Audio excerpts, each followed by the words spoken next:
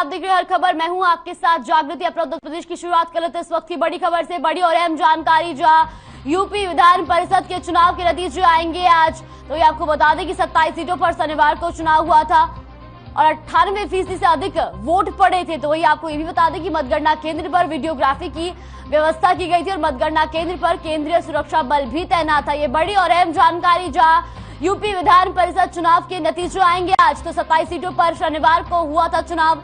98% से अधिक वोट इस चुनाव में पड़े थे और मतगणना केंद्र पर वीडियोग्राफी की व्यवस्था भी की गई थी और साथ ही सुरक्षा के मद्देनजर केंद्रीय सुरक्षा बल भी मतगणना केंद्र पर तैनात था। तो 27 सीटों पर शनिवार को चुनाव हुआ था, जो 98% से अधिक वोट पड़े थे।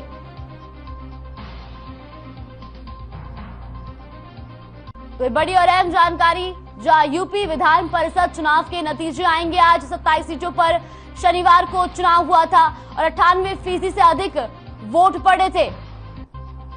तो मतगणना केंद्र पर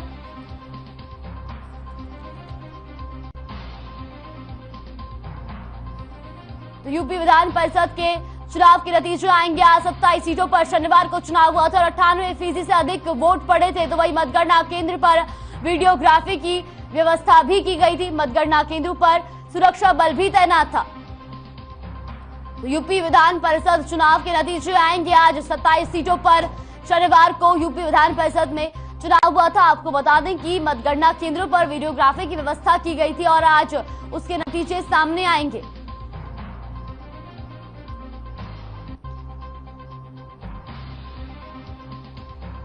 तो 27 सीटों पर शनिवार को चुनाव हुआ था, जो 98% से अधिक वोट पड़े थे। तो वही मतगणना केंद्र पर वीडियोग्राफी की व्यवस्था भी थी और सुरक्षा के मद्देनजर केंद्रीय सुरक्षा बल भी मतगणना केंद्र पर तैनात था।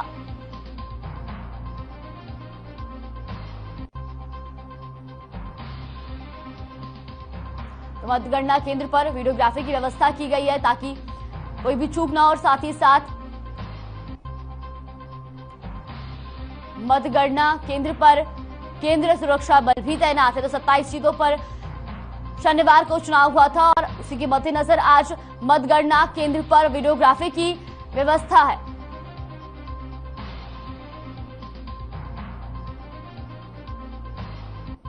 तो यूपी विधान परिषद के नतीजे आएंगे आज। 27 सीटों पर हुई थी मतगणना। वही आपको बता दें कि मतगणना केंद्र पर वीडियोग्राफी की भी व्यवस्था की गई है और साथ ही मतगणना केंद्र पर सुरक्षा बल भी तैनात। तो यूपी विधान परिषद के नतीजे आएंगे आज। 27 सीटों पर शनिवार को हुआ था चुनाव। 98% से अधिक पड़े थे वोट। मुख्यमंत्री योगी आदित्यनाथ गोरखपुर दौरे पर रहे, जहां उन्होंने गोरखनाथ मंदिर के हिंदू सेवाश्रम में लोगों की समस्याएं सुनी। मुख्यमंत्री ने के सामने आने वाले ज्यादातर मामले जमीन और पुलिस के विवाद से जुड़े थे, जिन्हें सुनकर सीएम योगी आदित्यनाथ ने संबंधित अधिकारियों को निस्तारण के निर्देश दिए।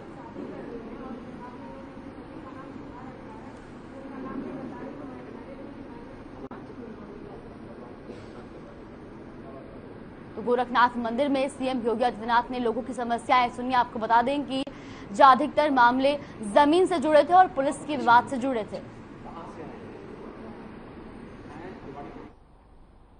राजधानी लखनऊ के इंदिरा गांधी प्रतिष्ठान में आजादी के अमृत महोत्सव के तहत संरक्षण सक्षम महोत्सव मनाया गया, जिसमें ईंधन बचाने पर जोर दिया गया। कार्यक्रम में बतौर मुख्य अतिथि पहुंचे जल शक्ति मंत्री स्वतंत्र देव सिंह ने यहां पर मौजूद सभी लोगों को ईंधन बचाने का वचन दिलाया।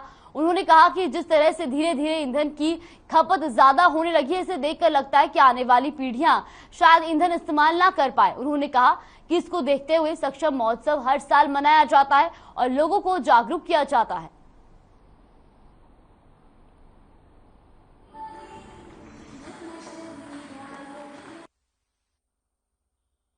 देखिए, जो पूरे विश्व में जो तेल है, ये बहुत लंबे समय तक नहीं रहने वाला। जो आज तक जितने भी हमारे पास जो तेल की कुएं, अगर उन आंकड़ों को हम देखते हैं तो लगभग 2 दशक या 2.5 दशक से ज्यादा ये तेल नहीं रहने वाला। तो इसलिए या तो हम उस तेल को आज हम अच्छे से यूज कर लें, हम अपने बच्चों को पूरा ज्ञान दें कि उस जो तेल की खपत है उसको हम कैसे कम कर सकते हैं, उसको हम कैसे ऑप्टिमाइज कर सकते हैं, या तो उसको यूज कर लें, या हम अपने जो ऑल्टरनेट सोर्सेज हैं उनको हम एक्सप्लॉइट कर लें। ऑल्टरनेट सोर्सेज में जैसे इलेक्ट्रिकल व्हीकल्स हैं, इसके ऊपर पूरे देश में बहुत कार्य हो रहा है।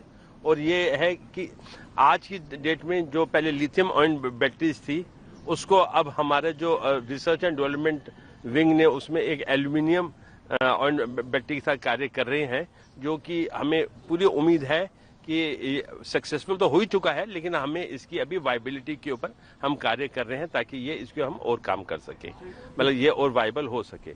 इसके अलावा जो है हाइड्रोजन के ऊपर काफी कार्य हो रहा है कि जो हाइड्रोजन जो सेल है तो वो उसके ऊपर अभी दिल्ली में डीटीसी के साथ हमारी 50 बसेस चल रही हैं, बड़ौदा रिफाइनरी में हमारी 10 बसेस चल रही हैं, जो कि बड़ौदा से स्टैच्यू ऑफ लिबर्टी तक हमारी बसेस चल रही हैं। तो वहां पे भी हमें जो ये है कि सक्सेस मिल गई है, लेकिन इसको हमें कमर्शियली कैसे वायबल करना है, ये सारे ऑल्टरनेट फ्यूल्स हैं जिसके ऊपर हम हमारी तेल कंपनियां काफी काम कर रही हैं।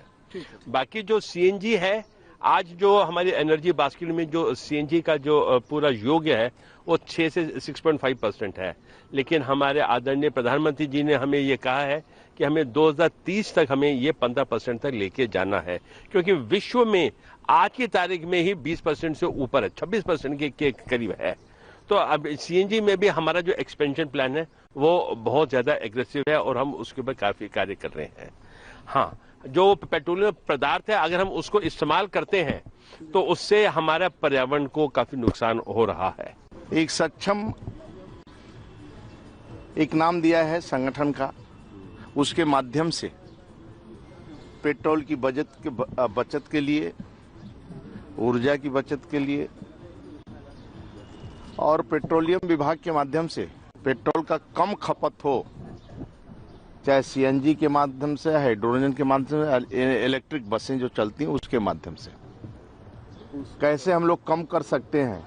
आज वो समाज में एक जन जागरण, यहाँ गोष्ठी का आयोजन था उनका, और इसी तरह समाज में एक जन जागरण करते हैं जो अमृत महोत्सव 75 वर्ष का आदरणीय मोदी जी के नेतृत्व में, राज्य के अंदर आदरणीय योगी जी के नेतृत्व में, बच्चों के माध्यम से बाकी लोगों को बुलाकर कैसे पर्यावरण शुद्ध रहे, यानी जल का भी बचत हो, पेट्रोल का भी बचत हो, आगे 50 सालों बाद देश की स्थिति एक मजबूत बनी रहे, इसके लिए आज एक गोष्ठी था, मैं भी आया था उसमें कार्यक्रम में, हमें बहुत अच्छा लगा।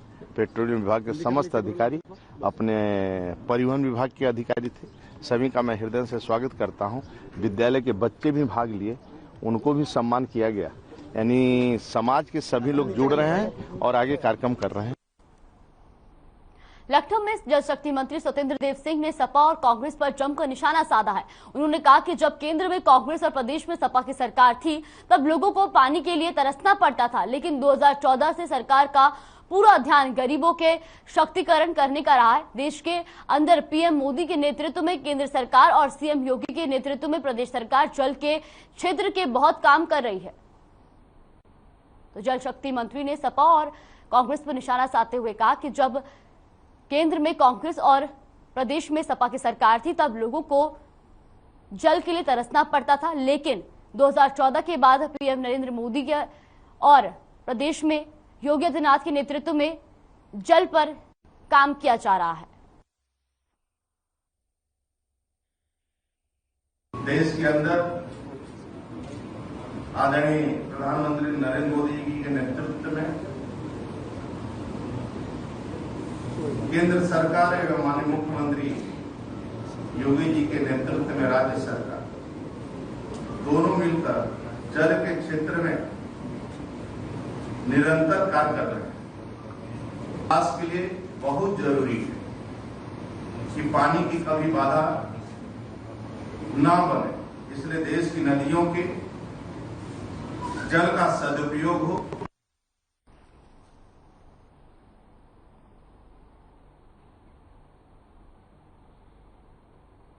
रुक कर बड़ी खबर का बड़ी और अहम जानकारी। लखनऊ से 4 स्कूलों को खोलने का नियम अब निर्धारित किया गया। आपको बता दें कि स्कूलों को खोलने का समय निर्धारित कर दिया गया है। सुबह 7:30 बजे से दोपहर 12:30 बजे तक खुलेंगे स्कूल। परिषदीय विद्यालयों में स्कूल खोलने का समय जारी। सुबह 7:30 बजे से दोपहर 12:30 बजे तक स्कूल खोले जाएंगे। तो ये बड़ी और अहम जानकारी लखनऊ से, जहां स्कूल खोलने का समय निर्धारित कर दिया गया है। सुबह 7:30 बजे से दोपहर 12:30 बजे तक स्कूल खोले जाएंगे और परिषदीय विद्यालयों में स्कूल खोलने का समय जारी। तो आपको बता दें कि सुबह 7:30 बजे से दोपहर 12:30 बजे तक स्कूल खोले जाएंगे।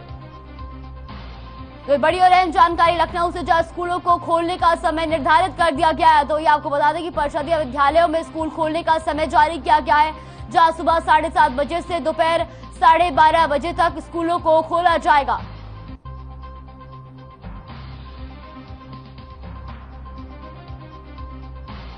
परिषदीय विद्यालयों में स्कूल खोलने का समय जारी। सुबह 7:30 बजे से दोपहर 12:30 बजे तक खुलेंगे स्कूल। ये बड़ी और अहम जानकारी लखनऊ से, जहां स्कूल खोलने का समय निर्धारित।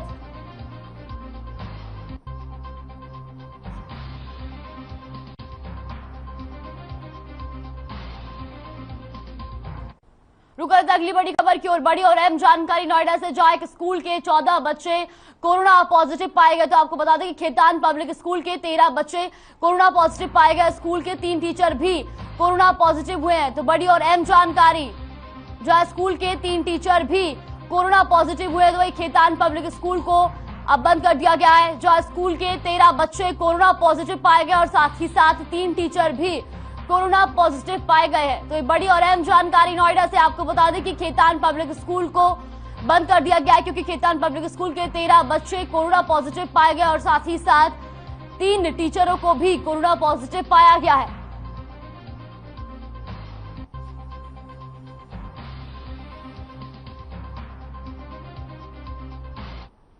गोरखपुर के गोरखनाथ मंदिर में हुए हमले का मुख्य आरोपी मुर्तजा को लेकर कोर्ट ने एक बड़ा आदेश दिया है। सोमवार सुबह एटीएस ने मुर्तजा को गोरखपुर कोर्ट में पेश किया, जहां उसे फिर 16 अप्रैल तक पुलिस कस्टडी रिमांड में रखने का आदेश दिया है। इससे पहले उसे 7 दिनों की रिमांड पर रखा गया था। इस बीच मुर्तजा के परिवार ने एटीएस को बताया कि रैगिंग के कारण उसने आईआईटी का हॉस्टल तोड़ दिया था।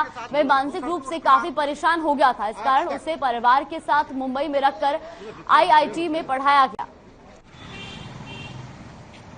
मुर्तजा के परिवार ने एटीएस से बातचीत की है और साथ ही ये भी बताया कि वो मानसिक रूप से काफी परेशान चल रहा था। गोरखनाथ मंदिर में पीएसी जवानों पर धारदार हथियार से हमला करने के आरोपी अहमद मुर्तजा अब्बासी पर सुरक्षा एजेंसियों ने शिकंजा कसना शुरू कर दिया। इसी कड़ी में भारी सुरक्षा के बीच अहमद मुर्तजा को कोर्ट में पेश किया गया। आपको बता दें कि यूपी एटीएस की जांच में पता चला कि मुर्तजा विवादित इस्लामिक उपदेशक जाकिर नाइक से बहुत प्रभावित है। उसके मोबाइल और लैपटॉप में जाकिर नाइक के वीडियो भी मिले हैं। इसके अलावा वो सोशल मीडिया पर भी बेहद सक्रिय है और कुछ प्रतिबंधित साइटों से भी जुड़ा हुआ है।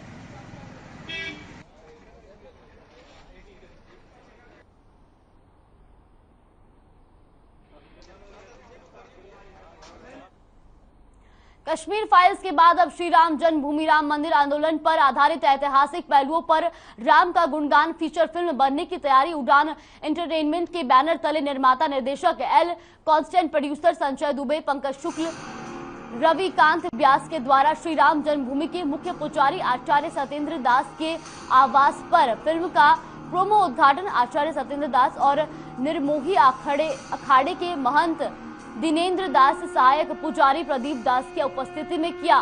साथ ही साथ फिल्म की सफलता के लिए संतों महंतों के द्वारा फिल्म की पूरी टीम को आशीर्वाद दिया गया। तो कश्मीर फाइल्स के बाद अयोध्या के राम मंदिर पर भी अब फिल्म बनने की तैयारी शुरू है। आपको बता दें कि इसके प्रोमो का भी उद्घाटन किया गया है। और इस फिल्म की कहानी के केंद्र में हिंदू धर्म के प्रति मर्यादा बहुत सफलता मिलेगी, क्योंकि राम का जन्म है और राम का अवतार किस लिए हुआ। गोद धेनु देव हितकारी, कृपा सिंधु मानुष तनधारी। जिस रूप में भगवान राम का अवतार हुआ राक्षसों का विनाश करने के लिए, वैसे आज के दिन में जो भी कार्य होगा वह पूर्णतया सफल होगा। और जैसे राम का आदर्श है उसी प्रकार से इसके माध्यम से राम का आदर्श की स्थापना। ब्रेक के बाद स्वागत है आपका। रुक कर लेते खबरों की ओर। गाजियाबाद के इंदिरापुरम थाना इलाके के कनावानी गांव में उस समय हड़कंप मच गया जब एक झुग्गी में भयंकर आग लग गई। आग इतनी भयंकर थी कि पास की गौशाला तक जा पहुंची और गौशाला में मौजूद पशुओं में भगदड़ मच गई। आग लगने की वजह से दर्जनों पशुओं की मौत भी हो गई। वहीं फायर ब्रिगेड और पुलिस की टीम मौके पर पहुंची और कड़ी मशक्कत के बाद आग पर काबू पाया। ये घटना इंदिरापुरम थाना इलाके के कानावानी गाँव की है।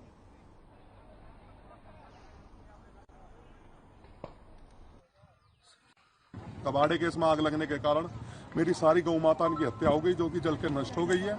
कितनी गायें थी? भैया 100+ गायों की सेवा कर रहा था, जो कि बिना दूध देने वाली गाय होंगी। अभी मैं तुरंत ही पहुंचा हूँ। इसकी बाकायदा जो है हमारे जो अधिकारीगण हैं वो अभी इसकी डिटेल एक रिपोर्ट बनाएंगे और डिटेल रिपोर्ट बनाने के बाद सारी चीजें उसमें घटना कैसे घटित हुई, कहाँ से स्टार्ट हुई, रीजन क्या था, ठीक है, और जो भी उसमें जितनी भी गायों की डेथ हुई है प्राइमा फेसी अभी जो है देखने में जो आ रहा है लगभग 15 से 20 गायों की डेथ हुई है और इसको जो है और डिटेल में जो है वो जांच करके वो तो कानपुर पुलिस को बड़ी सफलता हाथ लगी है। पुलिस ने 29 किलो गांजे के साथ 4 लोगों को गिरफ्तार किया है। मिली जानकारी के अनुसार पकड़े गए आरोपी छत्तीसगढ़ से गांजा तस्करी करते लाते थे और कानपुर समेत आसपास के जिलों में सप्लाई करते थे। वहीं स्वाट टीम ने सभी शातिर तस्करों को धर दबोचा घटना का खुलासा करते हुए एसीपी त्रिपुरारी पांडे का कहना था कि पकड़े गए लोग छत्तीसगढ़ से गांजा का सप्लाई कानपुर, कन्नौज, इटावा, मैनपुरी में करते थे। वही अब इन लोगों से पूछताछ जारी है और आखिर इनके साथ और कौन कौन लोग हैं और ये लोग कहां से माल लाते थे ये भी पता चलेगा।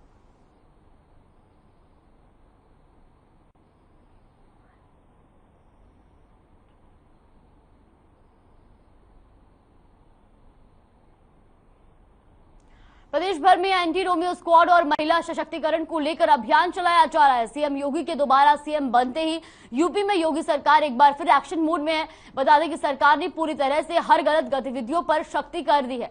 वहीं लखनऊ कमिश्नरेट पुलिस दिन रात इस मुहिम में लगी हुई है। किसी भी प्रकार से किसी महिला के साथ कोई भी गलत व्यवहार ना हो, इसको लेकर लखनऊ पूर्वी डीसीपी अमित कुमार आनंद ने बताया कि हमारी पुलिस हर वक्त मुस्तैद है।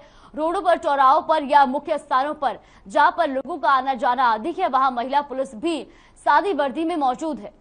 तो एंटी रोमियो अभियान जारी। आपको बता दें कि दोबारा सीएम बनने के बाद यूपी सरकार एक्शन मोड में नजर आ रही है।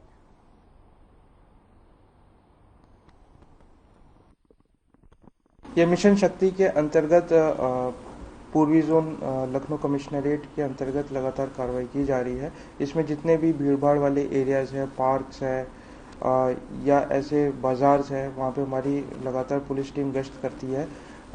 साथ ही जो हमारी एंटी रोमियो टीम्स है वो भी लगातार निगरानी रखती है। अगर ऐसा कोई भी अवांछनीय व्यक्ति पाया जाता है जो गलत कार्रवाई कर रहा होता है तो उसके विरुद्ध कार्रवाई की जाती है। साथ ही हिदायत भी दी जाती है। अगली खबर लखनऊ से, जहां पुलिस आयुक्त ने अपराधियों पर नियंत्रण और फरार अपराधियों को गिरफ्तार करने के लिए अभियान चलाया है, जिसके तहत पुलिस की टीम ने फरार आरोपी राजकमल उर्फ पप्पू को गिरफ्तार कर लिया है। दरअसल राजकमल ने अपने भतीजे कुलदीप मौर्य को जान से मारने की नियत से चाकू से वार किया और मौके से फरार हो गया था।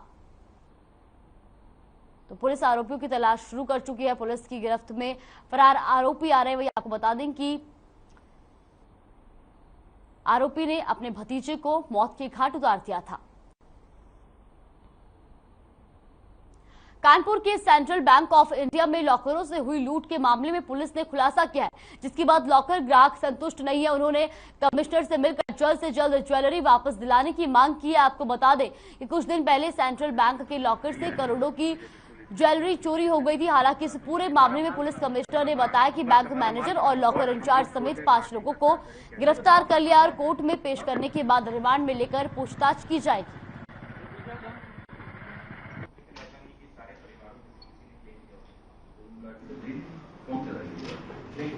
पीछे मास्टरमाइंड था जो लॉकर इंचार्ज था वो भी हाजिर हो गया। आज इनको कोर्ट में प्रोड्यूस किया जा रहा है और कोर्ट में प्रोड्यूस करने के बाद इनका पुलिस कस्टडी रिमांड लिया जाएगा, गहन पूछताछ की जाएगी।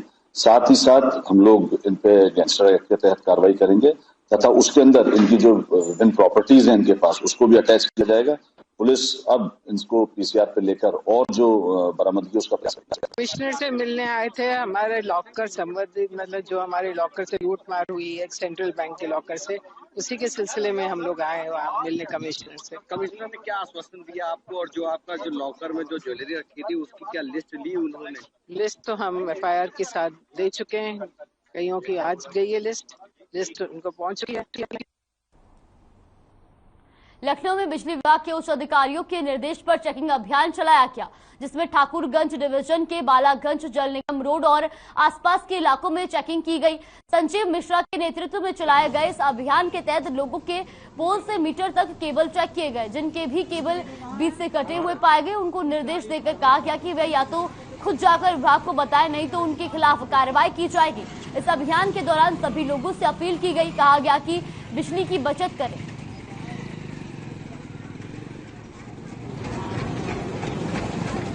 आइडिया लग जा रही है, उसको हम लोग समझ लें कौन से एरिया में कहाँ चोरी हो रही है, तो मॉर्निंग रेड उस पर चलेंगे। मॉर्निंग रेड वो भोर में 4 बजे से लेके 6-7 बजे तक में, उसमें विजिलेंस टीम भी अपनी तैयारी कर रखी है। अब कहाँ होगी कैसे होगी इसको नहीं बता सकते हम, लेकिन यह है कि वो अभियान जल्दी चलने वाला है। तो अब सब लोगों का सहयोग रहेगा तो लाइन पे आ जाएगी लाइन में। खबर लखनऊ से है, जहां पीजीआई इलाके में स्थित मनी माउंट स्पा सेंटर में रविवार को संचालक और ग्राहक के बीच विवाद हो गया। लेन देन को लेकर दोनों में कहासुनी शुरू हुई थी, जो देखते ही देखते मारपीट में तब्दील हो गई। संचालक ने ग्राहक की कर्मचारियों के संग मिलकर पिटाई कर दी। आरोप है कि ग्राहक को सीढ़ियों से धक्का देकर नीचे फेंक दिया, जिससे उसका सर फट गया। वहीं गंभीर अवस्था में ग्राहक को ट्रॉमा सेंटर में भर्ती कराया गया। पुलिस ग्राहक की तहरीर पर रिपोर्ट दर्ज कर छानबीन कर रही है।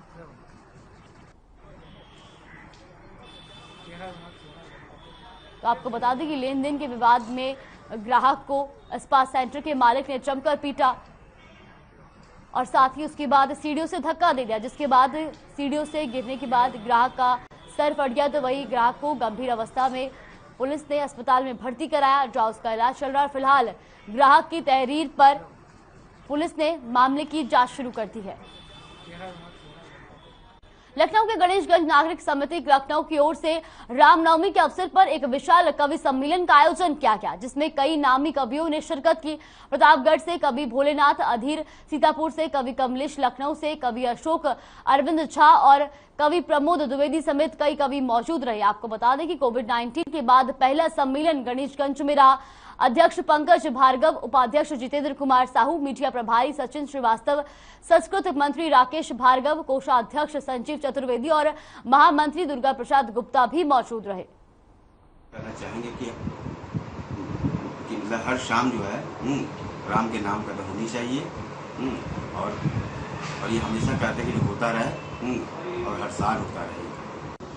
ये जो है असल में जिस पार्क में हम कर रहे हैं, तो इसकी एक प्राचीन परंपरा रही है। यहाँ पे सांस्कृतिक कार्यक्रमों का आयोजन होता रहता है। इधर जो है कई वर्षों क्या 2 साल जो कोरोना के बीते हैं उसमें नहीं हुआ है, नहीं तो ये पिछले 11 साल से हम रामनवमी के अवसर पर ये कवि सम्मेलन यहाँ पे आयोजित करते हैं और क्षेत्र की जनता और आसपास के क्षेत्र की जनता जो है यहाँ पे शिरकत करती है इसमें और बहुत ही अच्छा ये कार्यक्रम होता है। आज एक प्रतिष्ठित मंच बन गया है ये और यहाँ पे कवि खुद ही लालायित होते हैं यहाँ पे आने के लिए।